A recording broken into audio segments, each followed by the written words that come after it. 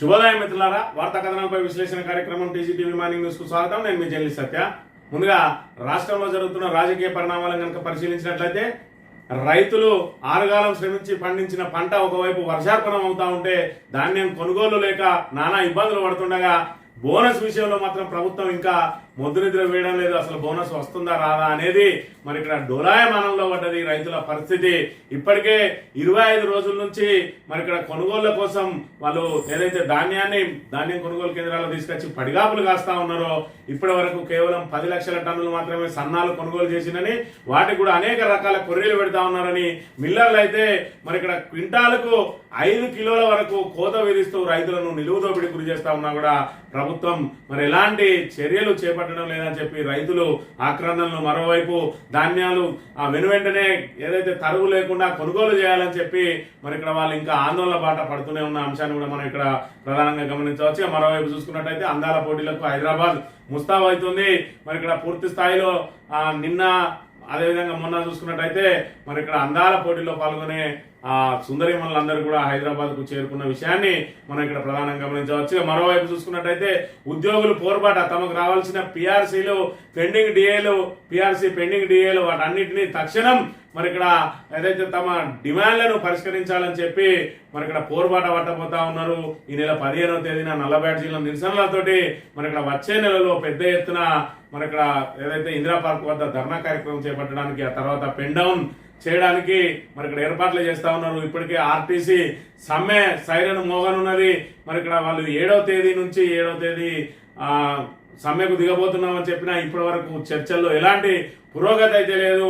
పొన్నం ప్రభాకర్ నేను అందుబాటులోనే ఉంటా, మీరు ఎవరైనా వచ్చి చర్చించుకోవచ్చు అన్నట్టుగా మాట్లాడుతూ ఉన్నాడు తప్ప మరి చర్చలకు ఆహ్వానించిన పరిస్థితి లేదు. ఒకవైపు ఆర్టీసీ సమ్మెకు వెళ్ళబోతున్న తరుణంలో మరి ఇక్కడ రేవంత్ రెడ్డి ఏదైతే సంస్థను కాపాడుకోవాల్సిన బాధ్యత మీదే, నా దగ్గర అయితే డబ్బులు లేవు, నేను మీకు ₹1 కూడా ఇచ్చే పరిస్థితి లేదని చెప్పి మరి ఇక్కడ బేల మాటలు మాట్లాడిండో మరి ఇక్కడ దాని ప్రకారం ఇప్పుడు ఉద్యోగులు కూడా తమ పరిస్థితి కూడా అంతే ఉంటుందా అని చెప్పి వాళ్ళు మరి పెద్ద ఎత్తున ఆందోళన కార్యక్రమాలు చేపట్టడానికి సిద్ధమవుతున్న పరిస్థితిని మనం ఇక్కడ ప్రధానంగా గమనించవచ్చు. ఇండియా పాక్ సంబంధించి సరిహద్దుల్లో ఉద్రిక్తతలు మరి ఇక్కడ కొనసాగుతూనే ఉన్నాయి. భారత్ ఏదైతే ఆచితూచి వ్యవహరిస్తున్న వ్యవహారానికి పాక్లో మరి ఇక్కడ ప్రకంపనలు మొదలవుతా ఉన్నాయి. ఆ దేశానికి సంబంధించిన ఎంపీ భారత్ పాక్ యుద్ధం ప్రారంభమైతే నేను లండన్ పారిపోతా అని చెప్పి బహిరంగంగానే ప్రకటించడం అంటే పాకిస్తాన్ లో భయం ఏ మేరకు ఉన్నదనే విషయాన్ని మనం ఇక్కడ గమనించవచ్చు. మరోవైపు జల దిగ్బంధం చేస్తా ఉన్నది పాకిస్తాన్ ను మన ఇండియా.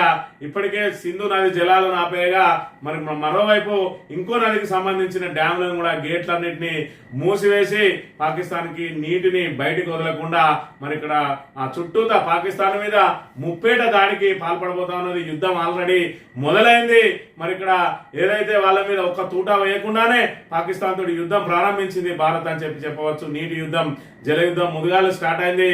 మరి ఇప్పటికీ వాళ్ళ మీద ఏదైతే దౌత్యపరమైన చర్యలు అయితేంది, అదేవిధంగా వాళ్ళకు సంబంధించిన వాణిజ్యాలు కట్ అయితేంది, అదేవిధంగా ఎయిర్ ఏదైతే గగనతలాన్ని మూసివేతలు అయితే ఇవన్నీ కూడా పాకను ఉక్కిరిబిక్కిరి చేస్తున్న పరిస్థితిని మనం ఇక్కడ ప్రధానంగా గమనించవచ్చు. కాళేశ్వరానికి సంబంధించి కాళేశ్వరం ప్రాజెక్టు మీద ఏ మేరకు కాంగ్రెస్ కుట్రలు వనుతా ఉన్నది, అసలు దాంట్లో వాస్తవ విషయాలు ఏంటిదని చెప్పి ఈ రోజు మంతని మాజీ ఎమ్మెల్యే పుట్టా మధుకర్ గారి ఆధ్వర్యంలో రౌండ్ టేబుల్ సమావేశం నిర్వహించబోతా ఉన్నారు. కాళేశ్వరం నది ఒడ్డున దీనికి ఏదైతే బీఆర్ఎస్ మండలి ఫ్లోర్ లీడర్ మధుసూదనాచారితో పాటు ఎమ్మెల్సీ మరి ఇక్కడ ఏదైతే రమణతో పాటు మాజీ ఎమ్మెల్యేలు ఇటు బాలకృష్ణ అయితే గండ్ర వెంకటరమణారెడ్డి అయితే, అదేవిధంగా కోరకంటి చందర్, అదేవిధంగా మరి ఇక్కడ దాసరి మనోహర్ రెడ్డి, అదేవిధంగా కల్వకుంట్ల విద్యాసాగర్ రావు, అదేవిధంగా మరి ఇక్కడ ఏదైతే మంచిర్యాల మాజీ ఎమ్మెల్యే దివాకర్ రావు మరి వీళ్ళందరూ కూడా హాజరు కాబోతా ఉన్నారు. హాజరై అసలు కాళేశ్వరంలో ఏ విధంగా దాని మీద కుట్రలు వనుతా ఉన్నారు, అసలు కాళేశ్వరం ప్రాజెక్టు ప్రపంచంలోనే అతి పొడవైన మరి ఎత్తిపోతల పథకాన్ని ఏ విధంగా నిర్వీర్యం చేస్తా ఉన్నది కాంగ్రెస్, దాంట్లో వాస్తవ విషయాలు ఏంటి అనేది మరి ప్రజలకు దాని మీద నిజాలను నిగ్గు తేల్చడానికి, వాస్తవ విషయాలను ప్రజల ముందు ఉంచడానికి మరి ఇక్కడ ఈ రోజు ఉదయం 11 గంటలకు కాళేశ్వరంలో మరి ఇక్కడ ఏదైతే దానికి సంబంధించిన చర్చా గోష్ఠిని ప్రారంభం చేయబోతా ఉన్నారు. కాళేశ్వరంపై కాంగ్రెస్ కుట్రలు, వాస్తవాలపై చర్చా కార్యక్రమం. మంత్రి ఎమ్మెల్యే పుట్టా మధుకర్ తెలంగాణకు జల భాండాగారమైన కాళేశ్వరం ప్రాజెక్టుపై కాంగ్రెస్ పడిన కుట్రలను పటాపంచలు చేసి ప్రజలకు అసలు వాస్తవాలు వివరించడానికి కాళేశ్వరం గోదావరి నది ఒడ్డున సోమవారం 11 గంటలకు చర్చా కార్యక్రమం ఏర్పాటు చేసినట్లు మంత్రి మాజీ ఎమ్మెల్యే పుట్ట మధుకర్ తెలిపారు. ఈ కార్యక్రమానికి మండల బీఆర్ఎస్ ఫ్లోర్ లీడర్ మధుసూరాచారి, మాజీ మంత్రి కొప్పులేశ్వర్, ఎమ్మెల్సీ ఎల్రమణ, మాజీ ఎమ్మెల్యే బాలకృష్ణ, నడిపేల్ దివాకర్ రావు, దుర్గం చిన్నయ్య, కల్వకుంట్ల విద్యాసాగరరావు, దాసరి మనోహర్ రెడ్డి, కోరకండ చందర్, గండ్ర వెంకటరమణరెడ్డి, మాజీ జడ్పీ చైర్మన్లు జక్కు శ్రీహర్షిని, దావ వసంతలతో పాటు సాగునీటి నిపుణుడు వీరమల్ల ప్రకాష్ తదితరులు పాల్గొని కాళేశ్వరం ప్రాజెక్టుపై జరుగుతున్న కుట్రలను గురించి కూలంకషంగా చర్చించనున్నట్టు తెలిపారు. ఈ కార్యక్రమానికి మంత్రి నియోజకవర్గానికి చెందిన ప్రజలు, మేధావులు, తెలంగాణ వాదులు హాజరై కాళేశ్వరంపై కాంగ్రెస్ చేస్తున్న కుట్రలను పటాపంచలు చేసి ప్రజల్లోకి వాస్తవ విషయాలను తీసుకెళ్లాలని చెప్పి కోరారని ఈ రోజు పెద్ద ఎత్తున ఏదైతే కాళేశ్వరాన్ని ఎండబెట్టి గోదావరిని ఎడారిగా మార్చి ప్రజలను, రైతులను నానా ఇబ్బందులకు గురి చేస్తా ఉన్నదో కాంగ్రెస్ ప్రభుత్వం, దానిలో మరి ఇక్కడ అసలు వాస్తవాలు ఏంటిది, కాంగ్రెస్ వాస్తవాలను కప్పిపుచ్చి ఏ విధంగా కుట్రలు వంటా ఉన్నదనే విషయాలను ప్రజలకు వివరించి అన్నారం, సుందిల లాంటి ప్రాజెక్టులకు ఎలాంటి మరి ఇక్కడ దానిలో చిన్న లోపాలు లేకపోయినా కూడా ఆ గేట్లను ఎత్తేసి మేడిగడ్డలో కేవలం 7వ బ్లాక్ ను పునరుద్ధరిస్తే సరిపోయేదానికి మరి 3 ప్రాజెక్టులకు సంబంధించిన 3 బ్యారేజీల గేట్లు ఎత్తేసి నీటినన్నింటి కూడా వృధాగా బయటకు వదిలి ఈ రోజు మరి ఇక్కడ ఏదైతే కృత్రిమంగా కరువును సృష్టించింది కాంగ్రెస్ ప్రభుత్వం, ఆ కాంగ్రెస్ ప్రభుత్వం చేతగానితనాన్ని మరి ఇక్కడ ప్రజల ముందు ఉంచడానికి ఈ రోజు చర్చా కార్యక్రమం దోహదపడుతుందని చెప్పి చూడవచ్చు. ఇక బెట్టింగ్ యాప్లు ఏదైతే ఉన్నాయో ఆ బెట్టింగ్ యాప్లు ఒక యువకుని నిండు ప్రాణాన్ని బలి తీసుకున్నది.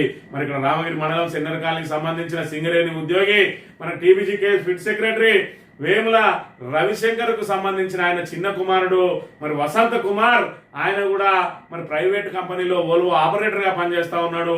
మరి ఈ క్రమంలో ఆయన అసలు బయట స్నేహాలన్నిటి తెలియదు, ఆయనకు కేవలం సెల్ ఫోన్ పట్టుకుని ఆడమే తెలుసు. దాంతో బెట్టింగ్ యాప్లకు బానిసగా మారిండు.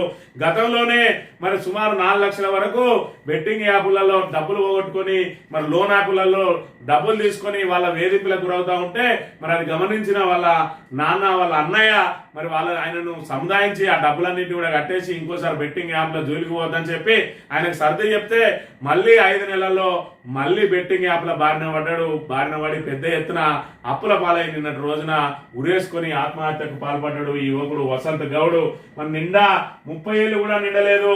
మరి ఇలాంటి యువకుడు కేవలం బెట్టింగ్ యాప్ల బారిన పడి ఆత్మహత్యకు పాల్పడ్డాడు. వాళ్ళకి ఆర్థికంగా ఎలాంటి ఇబ్బందులు లేవు. వాళ్ళ అన్నయ్య మరి ఇక్కడ అబ్రాడ్ వేయండు చదువుకోవడానికి, అక్కడే ఉద్యోగం చేసి స్థిరపడాలనే ప్రయత్నాలలో ఉన్నాడు.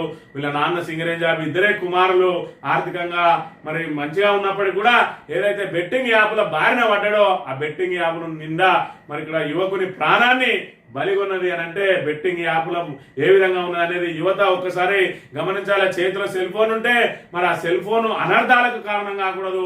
సెల్ ఫోన్ ద్వారా జ్ఞానం పెంపొందించుకునే ప్రయత్నం చేయాలి. కానీ మరి యువతరం అంతా కూడా కేవలం ఏదైతే ఈ సెలబ్రిటీలు చేస్తున్న ప్రచారం ఏదైతే ఉన్నదో మరి ఇక్కడ ఇన్స్టాగ్రామ్ అయితేంది, రీల్స్ అయితేంది, అదే విధంగా మరి యూట్యూబ్ షార్ట్స్ అయితేంది, ఏది చూసినా కూడా బెట్టింగ్ యాప్ల మీద పెద్ద ఎత్తున ప్రచారం నిర్వహించడంతో వాళ్ళందరూ కూడా దానికి ఆకర్షితులు అవుతా ఉన్నారు. కేంద్ర ప్రభుత్వం దీని మీద చర్యలు తీసుకోవాలి. అసలు ఆ బెట్టింగ్ యాప్ ప్రమోషన్ చేస్తున్న వాళ్ళను ఏ విధంగా అయితే కేసులు పెడతామని చెప్తున్నారో వాటిని అసలు ఈ రీల్స్ లో గానీ యూట్యూబ్ షార్ట్స్ లో గానీ రాకుండా నిషేధించే దిశగా ప్రయత్నం చేయకపోతే ఇలాంటి యువకులు ఇంకా అనేక మంది మరి బెట్టింగ్ యాప్ లో బారిన పడి ప్రాణాలు కోల్పోయే ప్రమాదం ఉన్నదనే విషయాన్ని మరి ఇక్కడ గమనించాలి. ఈ వార్తా కథనాలు కనుక పరిశీలించినట్లయితే ముందుగా నమస్తే తెలంగాణలో బాసరలో నెత్తుడి ఘోష, వేద విద్యార్థికి తీవ్ర గాయాలు, తప్పిన ప్రాణాపాయం, పాఠశాల నిర్వాహకుల పొంతలేని సమాధానాలు, 40 రోజులు దాటినా పురోగతి లేని పోలీస్ దర్యాప్తు, ప్రత్యక్ష సాక్షిగా ఉన్న విద్యార్థి కరెంట్ షాక్ తో మృతి, తెర వెనుక ఎవరున్నారు, అసలు ఏం జరుగుతున్నది, సాక్ష్యాల మాయం, అంతా అనుమానాస్పదం, నిజాలు నిగ్గు తేల్చాలని వెల్లువెత్తుతున్న డిమాండ్లు, అసలు ఏం జరిగింది, మణికంఠ మృతి ప్రమాదమా, హత్య అనేది రేపటి సంచికలు ఇస్తారట. అసలు బాసర ఏంది, ఈ విద్యార్థి ఏంది, వేద విద్యార్థి ఏంది, అసలు ఏం జరిగింది, మరి ఇక్కడ దీనికి సంబంధించి చూసుకున్నట్టయితే నమస్తే తెలంగాణ బాసరలకు సంబంధించిన ఒక వేద పాఠశాలలో జరుగుతున్న అక్రమాలను వెలికి తీయడానికి మరి ఇక్కడ శీర్షికల రూపంలో ప్రారంభం చేసింది. మరి ఈయన పిల్లగాడు వేద విద్యార్థి, మరి ఇక్కడ నిండా 10 ఏళ్ళు కూడా ఉన్నాయో లేవో ఈయనకు. మరి ఈయనే ఏదైతే మరుగుదొడ్ల దగ్గర రక్తం మడుగులో పడి ఉన్నాడట 40 రోజుల క్రితం. ఆ రక్త మడుగులో పడి ఉంటే ఆ వేద పాఠశాలకు సంబంధించిన యాజమాన్యం ఏం చేయాలి, ముందుగా పోలీసులకు ఇన్ఫర్మేషన్ ఇచ్చి ఈయనను ప్రభుత్వ ఆసుపత్రికి తీసుకెళ్లి అక్కడ ప్రాథమిక చికిత్స చేయించి ఆ తర్వాత మరి ఆయనను మెరుగైన చికిత్స కోసం ఏదైనా ఇతర హాస్పిటల్కి పంపించాలి. కానీ వేద పాఠశాల నిర్వాహకులు ఏం చేసిండ్రు, అది అక్కడ దగ్గరలో ఉన్నది కాకుండా భయంసాలో ఉన్న బాసరలో ఉన్న చుట్టుపక్కల హాస్పిటల్కి ఎక్కడ తీసుకుపోకుండా భయంసాలో ఉన్న ఒక ప్రైవేట్ ఆసుపత్రికి తీసుకుపోయిండ్రు. ఆ ప్రైవేట్ ఆసుపత్రి ఎవరిది అంటే ఈ వేద పాఠశాల నిర్వహిస్తున్నటువంటి ఆయన అనుచరునిదో ఆయన సన్నిహితుందో అన్నట. దాంతో మరి ఇక్కడ ఆయనకు డౌట్ వచ్చింది, ఏంది ఇంత పెద్ద పెద్ద గాయాలు ఉన్నాయి, ఏమైంది అని అంటే కొండముచ్చు దాడి చేసింది అని చెప్పిందట. ఆయనకు అనుమానం వచ్చి పోలీసులకు ఆయననే మరి ఇక్కడ ఏంటంటే సమాచారం అందించిండు, ఏదైనా జరగరాని జరిగితే నా హాస్పిటల్ సీజ్ అయిద్దని చెప్పి భయపడ్డ ఆ హాస్పిటల్ నిర్వాహకుడు పోలీసులకు ఇన్ఫార్మ్ చేయడంతో పోలీసులు వచ్చి చూసి మరి ఇక్కడ వాళ్ళ తల్లిదండ్రులకు కూడా చెప్పలేదు. మరి ఆ నిర్వాహకులు అని అంటే అసలు ఏం జరిగింది అనేది ఇప్పుడు పెద్ద మిస్టరీగా మారింది. మరి పోలీసులు ఎస్పీ కాడ నుంచి మొదలు పెడితే కింది స్థాయి వరకు అందరూ కూడా వేద పాఠశాలను సందర్శించి అందరిని విచారిస్తే ఆ సాక్ష్యాలన్నింటినీ కూడా మాయం చేసినట్టు ఆ సాక్ష్యాలన్నింటినీ మాయం చేసి వేద విద్యార్థులు ఎవరైతే ఉన్నారో మరి రాత్రి మేము అందరం కలిసే ఉన్నాం, పొద్దుగాల సంధ్యావందనానికి కానీ వెళ్ళిండు, అప్పటికే చూసే వరకు మరుగుదొడ్డి దగ్గర వాడు ఉన్నాడు అని చెప్పి అందరూ ఒకటే మాట చెప్పడం. మరి ఇక్కడ ఏదైతే వీళ్ళు ప్రీ ప్లాన్డ్ గా మరి వాళ్ళని కూడా ప్రిపేర్ చేసిండు. అసలు నిజంగానే కొండ ముచ్చులు కనుక దాడి చేసినట్టయితే దానిలో మరి ఎలాంటి ఏదైతే అనుమానాలు ఏముండయి, కానీ ఈ ఘాట్లు చూసినట్టయితే కత్తి ఘాట్లు గొడ్డలి ఘాట్లలాగా ఉన్నాయని చెప్పి డాక్టర్ ఏదైతే ప్రాథమికంగా అంచనాకు వచ్చిందో 40 రోజుల నుంచి వాళ్ళు ఇంకా విచారణ కొనసాగిస్తూనే ఉన్నారు. కానీ ఇప్పటి వరకు అయితే దానిలో పురోగతి లేదు. మరి నాకు సన్నిహితంగా ఉండే ఇంకో పిల్లవాడు మణికంఠ అనే వ్యక్తి 15 రోజుల క్రితం విద్యుత్ షాక్తో మృతి చెందిందట. మరి ఆయనకు అన్ని విషయాలు తెలుసు అనుకుంటున్న తరుణంలో ఆ పిల్లగాడు కూడా మరి కరెంట్ షాక్ తో మృతి చెందిన మూలంగా అసలు బాసరలో ఏం జరుగుతుంది, బాసరలో మరి వేద పాఠశాల ఏదైతే వేద పాఠశాల ముసుగులో ఏం జరుగుతా ఉన్నది, గతంలో సినిమా చూసినాం. ఆ సినిమాలో ఏదైతే ఆశ్రమం మాట అనేక అక్రమాలు జరుగుతూ ఉంటాయి, అలాంటి అక్రమాలు ఏమన్నా చోటు చేసుకున్నాయా? మరి ఆంధ్ర నుంచి వచ్చి ఇక్కడ స్థిరపడ్డాడట ఆ స్వామీజీ. మరి ఆ ఆశ్రమంలో ఏం జరుగుతా ఉన్నది, వేద పాఠశాలలో ఏం జరుగుతా ఉన్నది? 40 రోజుల నుంచి పోలీసులు ఏమాత్రం పురోగతి సాధించలేదు. అసలు జరిగింది దాడా, లేకపోతే నిజంగానే కొండముచ్చులు దాడి చేసినాయా, లేకపోతే కత్తులతో దాడి చేసిరా? ఇంత చిన్న పిల్లగాని మీద కత్తులతో దాడి చేయాల్సిన అవసరం వచ్చింది?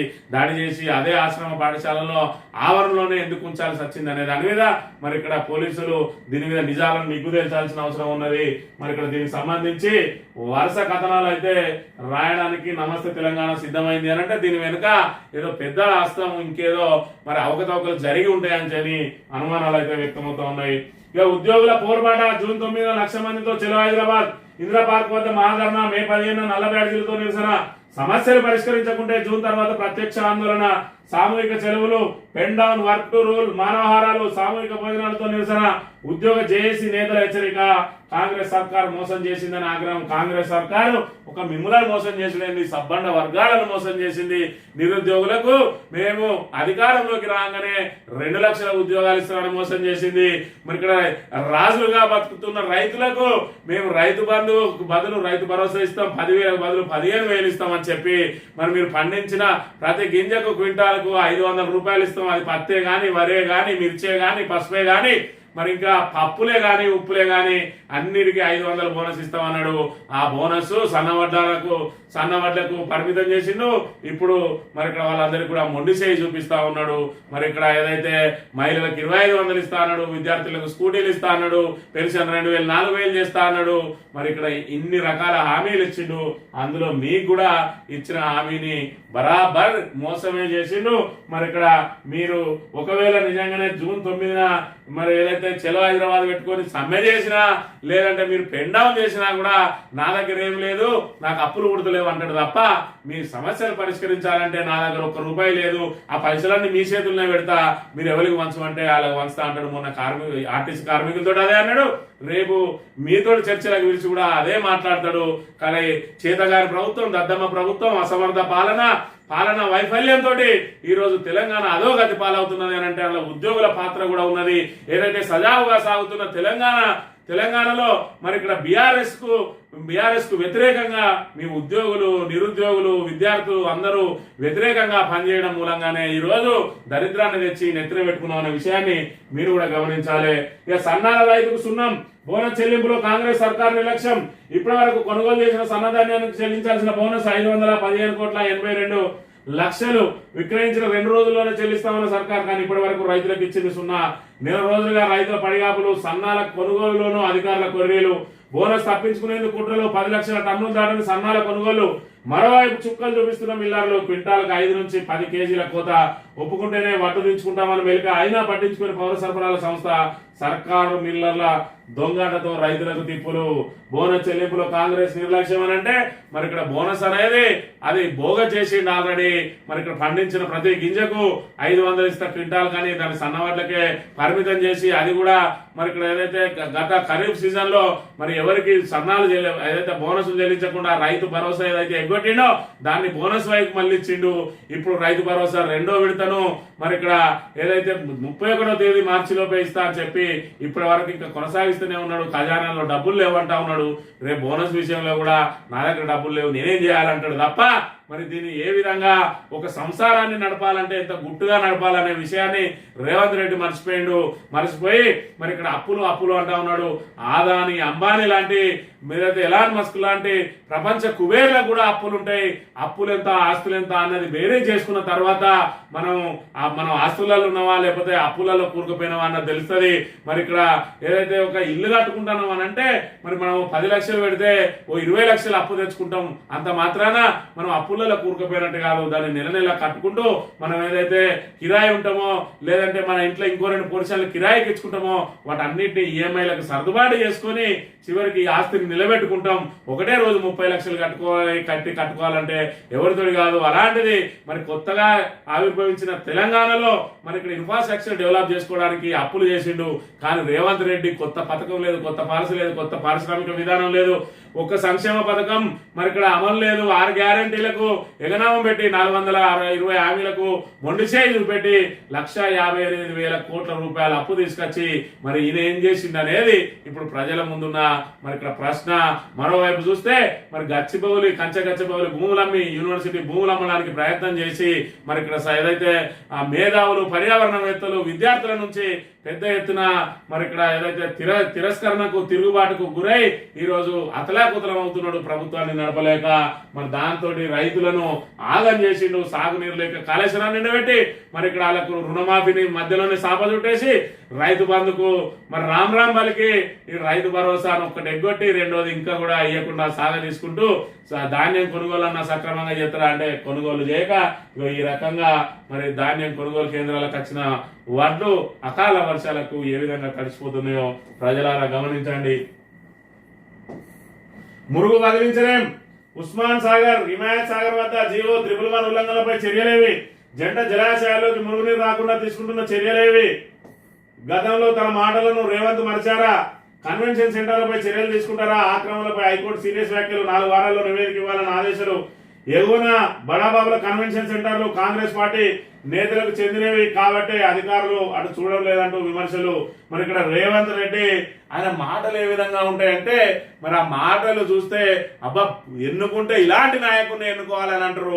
చేతుల కష్టపడికి మాత్రం శూన్యం ఉంటాయి. మరి కోతలు రాయుడు అంటారు చూడు, ఆ కోతలు రాయుడు తుపాకి రావడం వచ్చి మన ఇంటి ముందట ఏ విధంగా అయితే చెప్తాడో అదే విధంగా ఎవడన్నా జాతకం చూసడానికి వచ్చినోడు చేయి చూసి మరి మనల్ని ఏ విధంగా అయితే ఊహల పల్లకిలో ఊరేగించి 500 1000 ఏ విధంగా అయితే దొబ్బకపోతాడో ఇగో రేవంత్ రెడ్డి మాటలు కూడా ఆ విధంగానే ఉంటాయి. ఇక్కడ చూస్తే హైదరాబాద్ ను వరదల నుంచి రక్షించేందుకు నిజాం ప్రభుత్వం ఉస్మాన్ సాగర్ జలాశయాలను నిర్మించింది.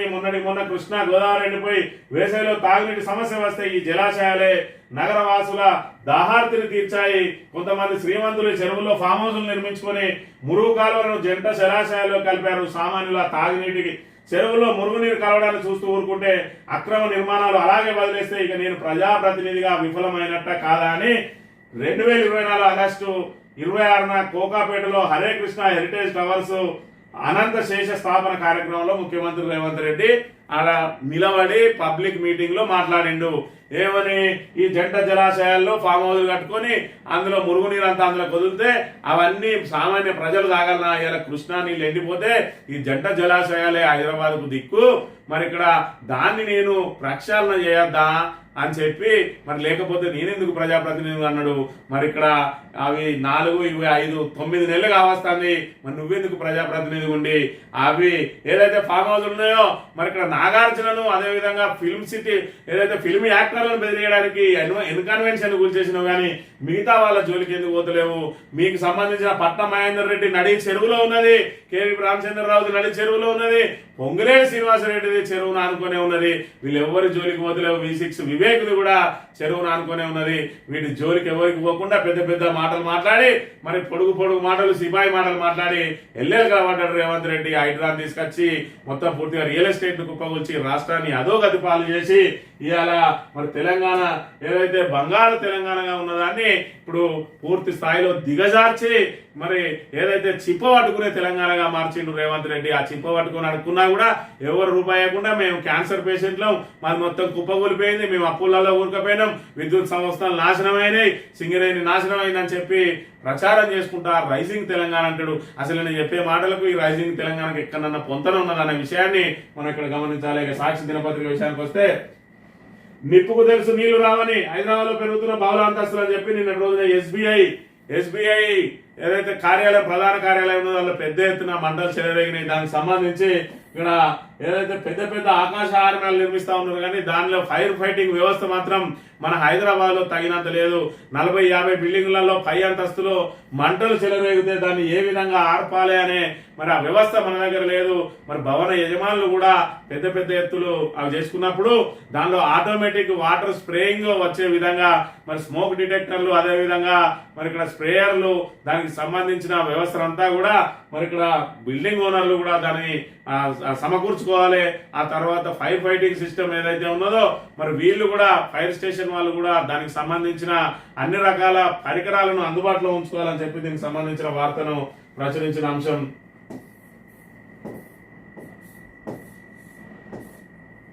ఆర్టీఐ కమిషనర్ల నియామకానికి బ్రేక్. ప్రభుత్వ సిఫార్సులను పెండింగ్ లో పెట్టిన గవర్నర్ అనర్హులను సిఫారసు చేశారని ఫిర్యాదులు అందడంతో చర్యలు. ప్రభుత్వం నుంచి వివరణ కోరనున్న రాజభవన్ కొందరు పేర్ల మీద మిగిలిన వారిని ఆమోదించే అవకాశం. ఆర్టీఐ కమిషనర్లకు సంబంధించి మరి ఇక్కడ ఏదైతే దీనికి సంబంధించి పార్టీలకు సంబంధించిన వ్యక్తులను అందులో ఉంచరాదు. న్యూట్రల్ వ్యక్తులను కానీ లేదంటే మరి ఇక్కడ మేధావులను కానీ విద్యావంతులను కానీ మరి లాయర్లను కానీ పార్టీలకు అతీతంగా ఉండే వాళ్ళని తీసుకొచ్చి పెట్టాలని అంటే మరి ఈయన ఎవరిని పెట్టినాయంటే కాంగ్రెస్ పార్టీకి సంబంధించిన నాయకులకు ఇదో పదవిలాగా అలంకరణలాగా ఆర్టీఐ కమిషనర్లుగా నియమిస్తే దాని మీద మరి ఇక్కడ ఆర్టీఐ కార్యకర్తలందరూ కూడా మరి గవర్నర్ ఫిర్యాదు చేసి దాంతో వీళ్ళ నియామకాలకు బ్రేక్ పడ్డది. అదేవిధంగా బాలల హక్కుల పరిరక్షణ చైర్మన్ కు సంబంధించి కూడా మరి ఇక్కడ ఏదైతే ఆమెను కూడా ఆపే ప్రయత్నం చేస్తా ఉన్నారు సీతా దయాకర్ రెడ్డి. మరి ఏదైతే సుప్రీంకోర్టు నిబంధనలకు విరుద్ధంగా ఉన్నదని చెప్పి ఆమె నియామకాన్ని కూడా మరి ఇక్కడ ఏదైతే అఫిడవిట్ దాఖలు చేయాలని చెప్పి హైకోర్టు కోరిన అంశాన్ని కూడా మనం చూడవచ్చు.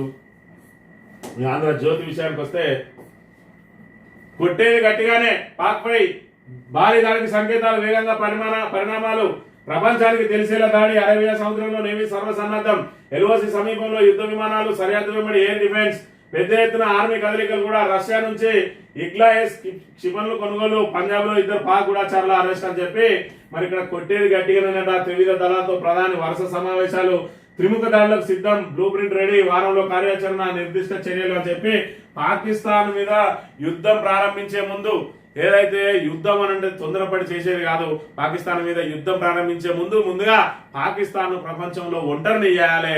ఆ ఒంటరిని చేసే విషయంలో మరి ఇప్పటి వరకే భారత్ కొంతవరకు పురోగతి సాధించింది. అమెరికా లాంటి దేశాలు పాక్ సహకారం అందించకుండా, బ్రిటన్ లాంటి దేశాలు సహకారం అందించకుండా, అదే విధంగా ముస్లిం అరేబియా దేశాలు కూడా సహకారం అందించకుండా మరి నిలువరించే ప్రయత్నం చేస్తా ఉన్నది. అది ఉగ్రవాద దేశంగా మరి ఇక్కడ ప్రపంచం ముందు నిలబెట్టింది.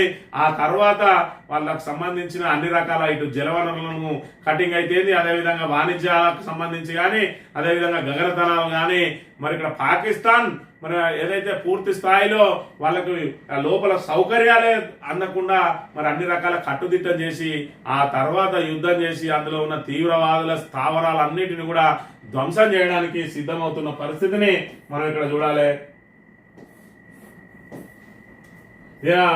గత నెల జరిగిన ఏదైతే అమెరికాలో బ్రౌన్ వర్సిటీలో విద్యార్థితో ముఖాముఖి అయినట రాహుల్ గాంధీ. అందులో ఒక సిక్కు విద్యార్థి మరి సిక్కుల ఊచకోత గురించి మాట్లాడితే మరి దాని మీద మరి ఆ రోజున గత నెలలో రాహుల్ గాంధీ మరి ఇక్కడ అంగీకరించినట మేము తప్పులు చేసినాం అని చెప్పి 80వ దశకంలో కాంగ్రెస్ పార్టీ అనేక తప్పులు చేసిందని చెప్పి అంగీకరించింది. దాన్ని మరి ఇక్కడ వాళ్ళ సొంత తాబేదార్ పత్రిక ఆంధ్రజ్యోతి ఇక్కడ ప్రచురించింది. మరి ఇక్కడ ఆంధ్రజ్యోతి పరిస్థితి ఒకసారి చూసుకున్నట్టయితే ఆంధ్రజ్యోతి మరి ఇక్కడ ఏదైతే ఆంధ్రప్రదేశ్ లో అటు కూటమికి ఏదైతే కూటమికి అండదండగా ఉన్నది, తెలంగాణకు వచ్చేటప్పటికీ ఇక్కడ బీజేపీ కంటే ఎక్కువ ప్రాధాన్యం కాంగ్రెస్ కి ఇస్తా ఉన్నది. ఎందుకనంటే రేవంత్ రెడ్డి చంద్రబాబు శిష్యుడు. చంద్రబాబు మరి ఇక్కడ ఆ కమ్మకు ఈ కమ్మ మరి ఇద్దరు కూడా అతకా పథకం, ఇటు ఈనాడు అయితేంది ఆంధ్రజ్యోతి అయితేంది చంద్రబాబుకు 2 కళ్ళ లాంటివి. ఆ 2 కళ్ళను కూడా ఇక్కడ మరి ఏదైతే రేవంత్ రెడ్డికి కాపలా కుక్కలాగా ఈ రెండింటిని పెట్టిండు చంద్రబాబు నాయుడు. ఇక్కడ చూసుకున్నట్టయితే కేంద్రం కష్టపడికి మాత్రం కాంగ్రెస్ కు వ్యతిరేకం ఆంధ్రజ్యోతి, తెలంగాణ కష్టపడికి మాత్రం కేవలం మరి ఇక్కడ రేవంత్ రెడ్డిని మాత్రం కంటికి రెప్పలా కాపాడుకుంటది. దానికి ప్రతిఫలం కూడా రేవంత్ రెడ్డి అందిస్తూనే ఉన్నాడు. జాతీయ స్థాయిలో మాత్రం కాంగ్రెస్ ను దోషం చేసే ప్రయత్నం చేస్తా ఉన్నది. అందులో భాగంగా గత నెలలో జరిగిన అంశాన్ని ఈ రోజు ప్రధాన వార్తగా ప్రచురించింది. అవును, మేము గతంలో కాంగ్రెస్ తప్పులు చేసింది, అప్పట్లో నేను లేను, అయినా పార్టీ చరిత్రలో జరిగిన తప్పులన్నింటికి సంతోషంగా బాధ్యత వహిస్తా. సిక్కు వ్యతిరేక అల్లర్లపై ఓ సిక్కు విద్యార్థి ప్రశ్నకు రాహుల్ జవాబు. గత నెల అమెరికాలో బ్రౌన్ వర్సిటీలో విద్యార్థులతో ముఖాముఖి 1980లో జరిగింది తప్పు అని ఇప్పటికే పలుమార్లు బహిరంగంగా చెప్పారని రాహుల్ వెల్లడి అని చెప్పి రాహుల్ గాంధీ ఆ కాంగ్రెస్ పార్టీ తప్పు చేసింది అని చెప్పి వార్తను కాంగ్రెస్ పార్టీని డ్యామేజ్ చేయడం కోసం పెట్టింది. కానీ జాతీయ స్థాయిలో మరి ఇక్కడ రాహుల్ గాంధీ ఏదైతే ఇప్పుడు ప్రతిపక్ష హోదా తెచ్చుకున్నాడు, రాబోయే రోజులలో పార్టీని నిర్వీర్యం చేయాలనంటే మరి ఇక్కడ వాళ్ళకు వ్యతిరేక వార్తలు రాయాల్సిందే. ఇక్కడ తెలంగాణలో మాత్రం దోస్తే మరి కేంద్రంలో కష్టపడికి జాతీయ స్థాయిలో మళ్ళా కుస్తీయే. అంటే అంతిమంగా బీజేపీ కూటమి ఏదైతే ఎన్డీఏ కూటమికి అనుకూలం, ఇక్కడ కష్టపడికి మాత్రం రేవంత్ రెడ్డికి అనుకూలం. రేవంత్ రెడ్డికి ఎందుకు అనుకూలం అయ్యానంటే చంద్రబాబు నాయుడుకు శిష్యుడు కాబట్టి మరి ఇక్కడ ఈ రకంగా కమ్మ మీడియా రేవంత్ రెడ్డి కాపాడుతా ఉన్నది, కాంగ్రెస్ ను కథం చేస్తా ఉన్నది. మరి కాంగ్రెస్ నాయకులు ఇప్పటికైనా అర్థం చేసుకోవాలి. ఏదేమైనా మరి ఇక్కడ కాంగ్రెస్ తప్పులు చేసింది అని మరి ఇక్కడ రాహుల్ గాంధీ ఒప్పుకున్నాడు. కాంగ్రెస్ ఆ తప్పులే కాదు అనేక తప్పులు చేసింది. ఇవాళ తెలంగాణను సర్వనాశనం చేసింది కూడా ఆ రోజు కాంగ్రెసే. ఈ రోజు సర్వనాశనం జరుగుతున్నది కూడా ఈ రోజు కాంగ్రెస్ పాలనలోనే. ఏ కాంగ్రెస్ పాలనలో అయితే వ్యతిరేకించి మనం మరి ఇక్కడ మనకు స్వరాష్ట్రం కావాలని పోరాడినామో అది 10 ఏళ్ల లోపల కేసీఆర్ పాలనతోటి మనం ఏదైతే మరి అన్ని పాత అన్ని మర్చిపోయినాం. మరి బంగారు తెలంగాణగా సాగుతా ఉన్నది, పారదర్శకంగా పాలన సాగుతా ఉన్నది. మనం దేనికోసం పైరవీలకు తావు లేకుండా కూడా మరి ప్రతి సంక్షేమ పథకం పార్టీలకు అతీతంగా మరి ఇక్కడ అర్హులైన లబ్ధిదారులకు అందరికి కూడా అందుతా ఉంటే మరి ఇక్కడ కాంగ్రెస్ ఏదైతే హామీలు ఇచ్చిందో వాటికి మరి గత 10 సంవత్సరాల క్రితం కాంగ్రెస్ పార్టీ ఏం చేసిందనే విషయాలన్నీ, గతంలో 50 ఏళ్ల నుంచి కాంగ్రెస్ ఏం చేసిందనే విషయాలన్నింటినీ మనిషి, తెలంగాణను ఏ విధంగా ఆగం చేసిందనే విషయాన్ని మనిషి, అసలు కరెంటు లేకుండా మనకు మంచినీళ్లు లేకుండా సాగునీళ్లు లేకుండా వ్యవసాయాన్ని దండగా చేసి మనల్ని ఎన్ని రకాలుగా ఇబ్బంది చేసిందనే విషయాలన్నింటినీ కూడా మనిషి మళ్ళీ కాంగ్రెస్ కోటేసి ఆనాటి రోజులను మళ్ళా ఏదైతే తెచ్చుకున్నామో ఈ రోజు తెలంగాణ సర్వనాశనం అయింది కాంగ్రెస్ ద్వారానే. తెలంగాణకు మొదటి విలన్ కాంగ్రెస్ అని చెప్పి మొన్నటికి మొన్న మరి కేసీఆర్ చెప్పడంలో దాని వెనుక నిగూఢమైన అర్థం ఉన్నది. అందులో కాంగ్రెస్ చేసిన తప్పులు 1980లో ఏదైతే సిక్కుల ఊచకోతనే కాదు అనేక పర్యాయాలు చేసిరు. అసలు తెలంగాణను తీసుకుపోయి ఆంధ్రలో కలపడమే కాంగ్రెస్ చేసిన పెద్ద తప్పు.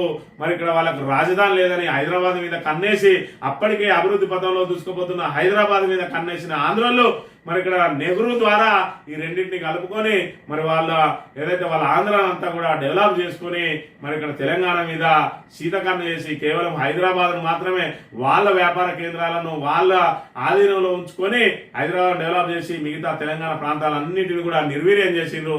దాంతో తెలంగాణ ఉద్యమం పుట్టి ఈ రోజు మనం స్వరాష్ట్రం సాధించుకొని అభివృద్ధి పథంలో దూసుకుపోతున్న తెలంగాణ మళ్ళీ ఈ రోజు అధపాతాళానికి పోయిన అంశాన్ని మనం ఇక్కడ గమనించాలి. ఓఆర్ఎస్ పేరిట ఉపద్రవం అట. మార్కెట్లో విచ్చలవిడిగా హానికారక ద్రావణాలు, శక్తినిచ్చే పానీయాలుగా జోరుగా అమ్మకాలు, డిహైడ్రేషన్ నివారిస్తుంటూ తప్పుడు ప్రచారం, నిజమైన నమ్మి మోసపోతున్న ప్రజలు. వీటి వాడకంలో మరింత అధికంగా డయేరియా ముప్పు.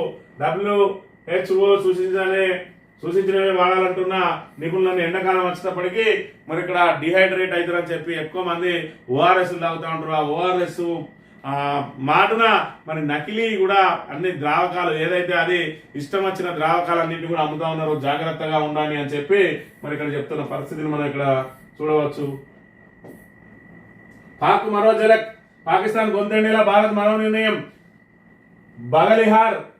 బగలిహార్ నుంచి నీళ్లు నిలిపివేత, పంజాబ్ ప్రావిన్స్ కి కష్టమే. భారత్ నౌకలపై దాయాది దేశం నిషేధం, వాయుసేనతో ఘర్షణ జరగవచ్చన్న పాక్ మంత్రి అని చెప్పి ఇక్కడ చూసుకున్నట్టయితే పాకిస్తాన్ కు ఇప్పటికే సింధు నదీ జలాలను ఏదైతే ఆపేసిందో ఇప్పుడు చిరాగ్ నది మీద ఉన్నటువంటి బగలిహార్ డ్యామ్ గేట్లను కూడా మూసేసింది. దాంతో దక్షిణ ప్రావిన్స్ లో ఉన్నటువంటి పంజాబ్ కు ఇక నీటి గండం రాబోతా ఉన్నదని చెప్పి దానికి సంబంధించిన వార్తను ప్రచురించింది. ఇక్కడ పాకిస్తాన్ మీద ఇప్పటికే అనేక రకాల యుద్ధాలను ప్రారంభించింది. పాక్ మీద ముప్పేట దాడిని ప్రారంభించింది. ఇక మిగిలింది వాళ్ళ మీద ఏదైతే నేరుగా మరి ఇక్కడ సైనిక చర్య చేపట్టడమే మిగిలింది. అది కూడా వారం రోజులలో ప్రారంభం కాబోతా ఉన్నదనే సంకేతాలు వెలువడుతున్న వేళ ఖచ్చితంగా పాకిస్తాన్ లో ఉన్నటువంటి ఉగ్రవాద మూకలన్నింటినీ కూడా అరికట్టాలి. మరి ఇక్కడ భారతదేశం అంతా కూడా ముక్తకంఠంతో కోరుకుంటా ఉన్నది. పాకిస్తాన్ నుంచి ఈ దెబ్బతోటి ఇంకా పాకిస్తాన్ తీవ్రవాదాన్ని వీడి వాళ్ళ పని వాళ్ళు చేసుకోవాలి. భారతదేశం వైపు కన్నెత్తి కూడా చూడకుండా వాళ్ళకి బుద్ధి చెప్పాలని చెప్పి యావత్ భారతదేశం ముక్తకంఠంతో కోరుతా ఉన్నది. కేంద్ర ప్రభుత్వం తీసుకునే ఏ నిర్ణయానికైనా కూడా అందరూ వెన్నంటి ఉండడానికి సిద్ధంగా ఉన్నారు. కాబట్టి ఇకనైనా పాకిస్తాన్ ను పూర్తిగా అణచివేసి ఖచ్చితంగా తీవ్రవాదం నుంచి మనకు విముక్తి కల్పించాలని కోరుతూ ఇది ఈ రోజు మార్నింగ్ న్యూస్. తిరిగి వెళ్తాం. Thank you very much.